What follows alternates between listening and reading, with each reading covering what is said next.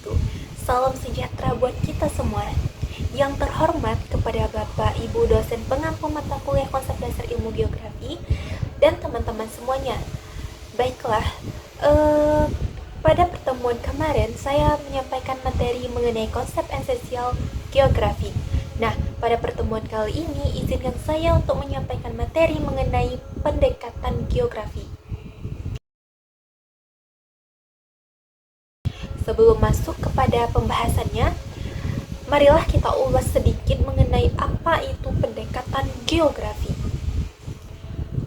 Pendekatan geografi merupakan suatu metode atau cara dalam kurung analisis untuk memahami berbagai gejala dan fenomena geosfer, khususnya interaksi antar manusia dan lingkungannya.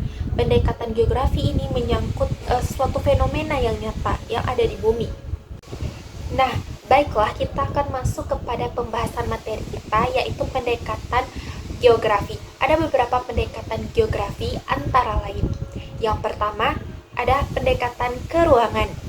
Nah, pendekatan keruangan merupakan suatu cara pandang atau kerangka analisis yang menekankan pada eksistensi ruang. Nah, eksistensi ruang dalam perspektif geografi ini dapat dipandang dari struktur spasial struktur, pola spasial pattern, dan proses spasial proses, menurut Yunus tahun 1997. Nah, pola keruangan ini berkenan dengan distribusi elemen-elemen pembentuk ruang. Elemen-elemen tersebut antara lain ada kenampakan titik, kenampakan garis, dan kenampakan bidang. Kerangka kerja analisis pendekatan keruangan itu bertitik tolak pada permasalahan susunan elemen pembentuk ruang. Antara lain, yang pertama ada what. Nah, ini membahas mengenai struktur ruang apa itu. Yang kedua ada where. Nah, ini membahas mengenai di mana struktur ruang tersebut terbentuk seperti itu. Yang ketiga ada when. Kapan struktur ruang terbentuk seperti itu. Dan yang kelima ada how. Nah, membahas mengenai bagaimana proses terbentuknya struktur seperti itu. Pendekatan keruangan itu dapat ditinjau dari 3 analisis. Yang pertama ada analisis topik, yang kedua pendekatan keruangan dapat ditinjau dari 3 analisis. Yang pertama ada analisis topik.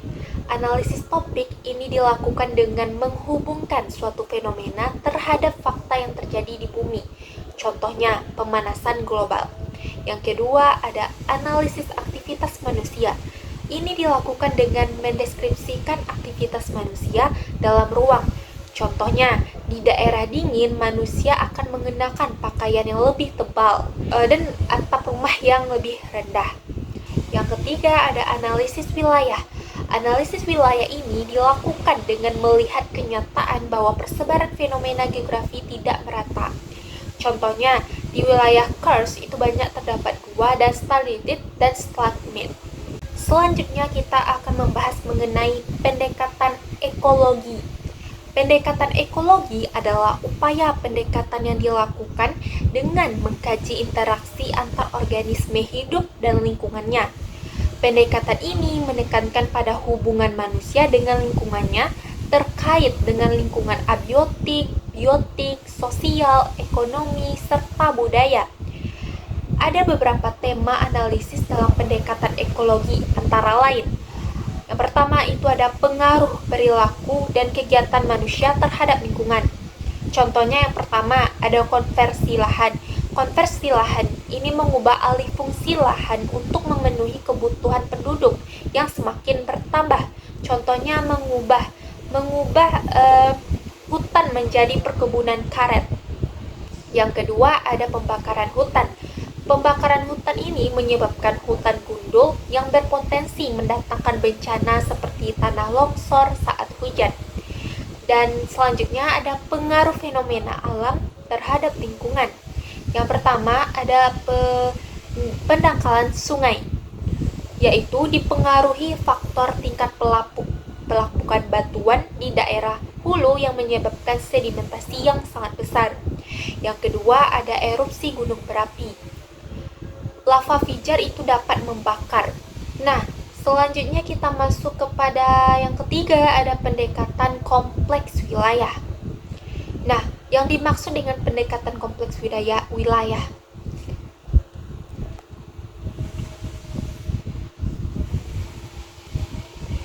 selanjutnya kita akan membahas mengenai pendekatan kompleks wilayah.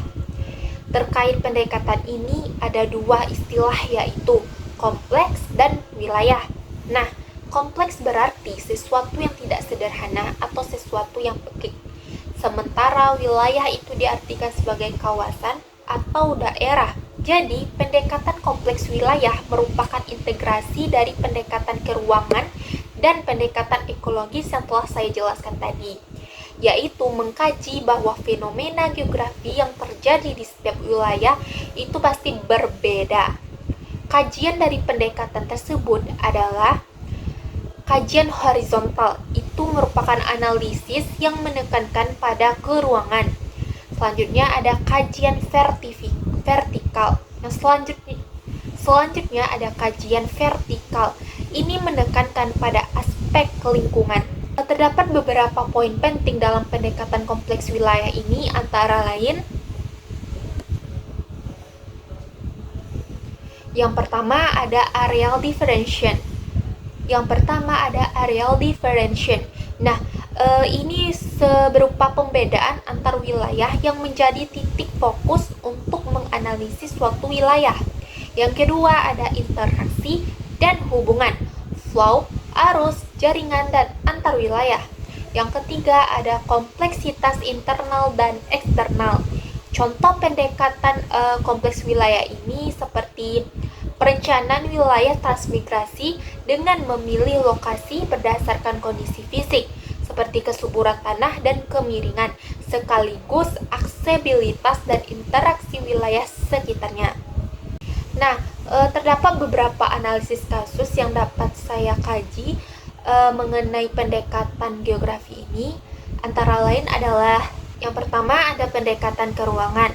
Analisis kasusnya seperti Jakarta sering mengalami banjir karena berada di dataran rendah, dekat pesisir dan jadi hilir dari 13 sungai besar. Tata ruang kota yang padat bangunan membuat daerah resapan air semakin sempit. Distribusi banjir paling parah ada di wilayah yang dekat di aliran sungai Ciliwung dan pesisir utara. Yang kedua, pendekatan ekologi.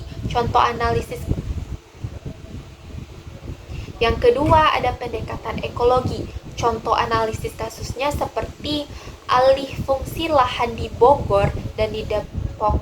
Hulu sungai dari hutan ke permukiman itu menyebabkan air hujan cepat mengalir ke Jakarta.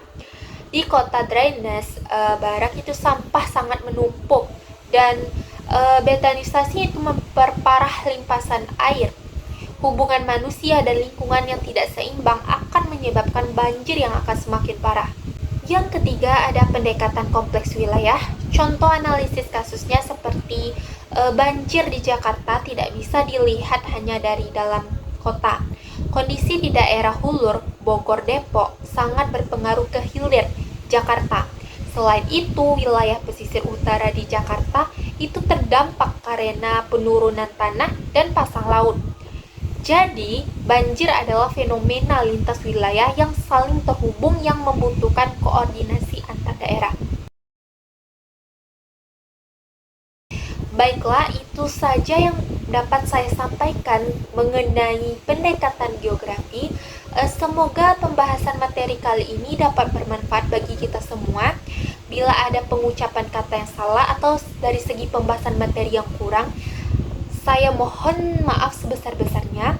Wabillahi taufiq wal hidayah. Wassalamualaikum warahmatullahi wabarakatuh.